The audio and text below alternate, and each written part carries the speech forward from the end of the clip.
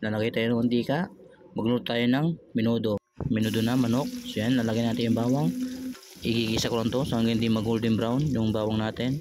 So yan, susunod natin yung sibuyas, mikos lang natin yan. Sa mga handaan, hindi na mawala yung menudo. Bali maglalagay din ng kamatis dito, 2 piraso lang. So yan, lalagyan natin yung kamatis. Hindi na natin yung dudurugin yung kamatis, lalagyan natin yung manok. So yan, maglalagay din ng asin dito, saka paminta. Nabili ko sa palengke ito, isang buo, pero maliit lang yan.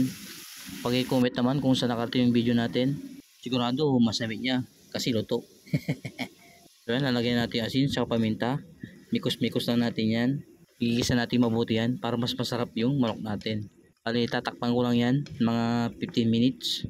Malambot na naman yan manok, hindi naman native na manok yan. So yan, pagkatapos ng 15 minutes nagsasabaw-sabaw na siya, nalusaw na rin yung kamatis. Bali maglalagay din ako ng chicken cubes dito para malasa yung manok natin. Kung nanonood ka ba hanggang ngayon, paki-comment naman, saka pa-like, share na rin. Yan, maglalagay ko ng tomato sauce.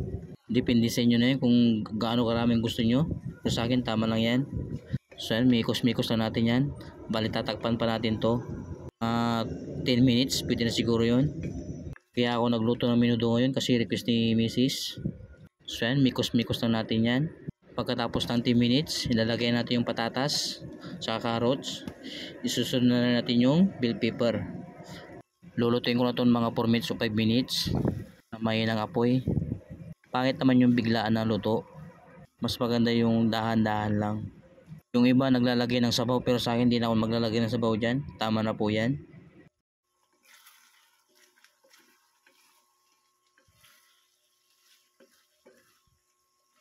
So yan, ilalagay natin yung hotdog. Bali 2 piraso hotdog lang yan na malaki. 15 ata isa niyan sa palengke. So yan, malapit na maluto yung menudo natin. Habang niluto ko yung menudo, nagsain na rin ako ng kanin para pagtapos nyan, kakain na rin tayo. So yan, tikman na natin. Bali matabang pa. Lagay ako ng konting asin. Saka maglalagay na rin ako ng asukal, 1 kutsara. Pambalansa. Tatakpan ko po ito ng 1 minuto. So yan, luto na yung menudo manok natin. Nantok na tayo ng kanin para kumain na. Kung napapansin nyo, nagmamantika yung menudo natin.